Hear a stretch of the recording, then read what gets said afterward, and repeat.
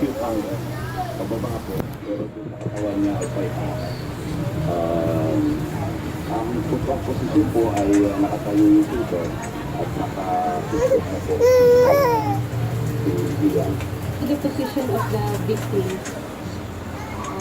he was kneeling down, he was kneeling face down when he was shot. So, hindi ko kayo nakakaiba ng findings of these 2 bullets. Almost the same. Silumpong.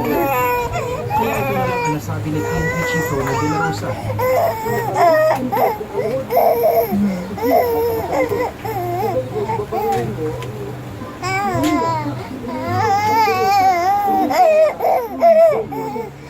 Salungat ang findings ng Public Attorney's Office sa autopsy report ng PNP.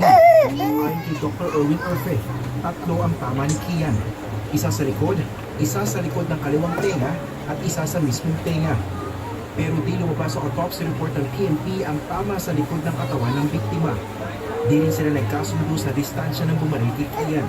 Kung mukhang lumalabas rin talaga na naparin ko yung baba habang nakamanlusay. Pilit-piniga ng mga senador kung sino sa 3 pulis ang mismong bumaril kay Kian.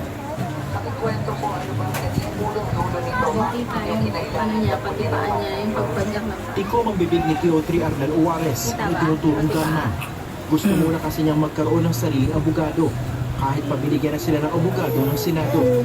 Pero kalaunan, kumanta na rin si PO1 Jerwin Cruz. Sino pumatay ito yan? Based on ballistic report result, si Teotri Juarez. Aminado si Cruz, sila ni PO1 Jerwin Cruz. Isumpong na siya, tama Sa CCTV, nakumakalagkan sa isang lalaki ilang minuto pa